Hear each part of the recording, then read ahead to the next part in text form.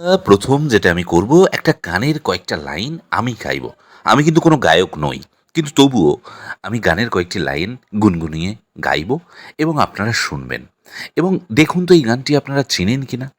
এবং এর কারণ হলো, হঠাৎ গানটি কেন শোনাতে চাইছি? কারণ একটাই, সেটা হলো এই গানের ইতিহাসটা যখন আপনারা জানবেন না, তখন আরও ভালো লাগবে। বিশ্বাস করুন, সত্যি বলছি।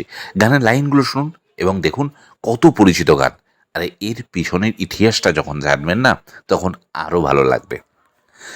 কাটে না সময় যখন আর কিছুতে, বন্ধুর টেলিফোনে মন বসে না, জানালার গ্রিলটাতে ঠেকায় মাথা, মনে হয় বাবার মতো কেউ বলে না, আয় খুকু আয়, আয় খুকু আয়।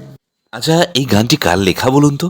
এই গানটি হেমন্ত মুখোপাধ্যায়ের গলায় এবং পুলক বন্দ্যোপাধ্যায়ের কথায় ভি ভালসারার সুরে গানটি তৈরি হয়েছে।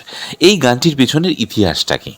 না, পুলকবাবু চেয়েছিলেন যে হেমন্তবাবু, এবং হেমন্তবাবুর মেয়ের নাম হচ্ছে রানু মুখোপাধ্যায়, দুজনে নিয়ে একটি গান লিখবেন। বাবা মেয়ের সম্পর্ক, এটা একটা দারুণ সম্পর্ক, কি তাই না?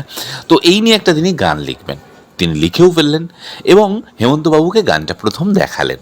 হেমন্তবাবু তো গানটা প্রথম দেখে বেজায় খুশি, বললেন, আহা পুলক, এই গানটা অবশ্যই গাইতে হবে, রেকর্ড হতে হবে।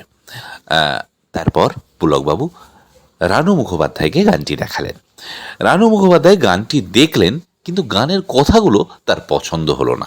রানু মুখোপাধ্যায় কিন্তু সেই সময় শ্রেষ্ঠা পপ গায়িকা, এবং তিনি কিন্তু গানটা গাইবেন না বলেই দিলেন। কি হবে? গানটি সুর করেছিলেন ভি ভালসারা।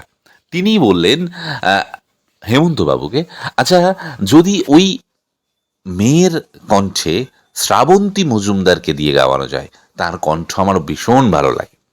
হেমন্তবাবু তো এক কথায় রাজি, বললেন, হ্যাঁ হোক, শ্রাবন্তী গাক। এবং সেই গান বাঙালির মনে প্রাণে আজও বসে আছে।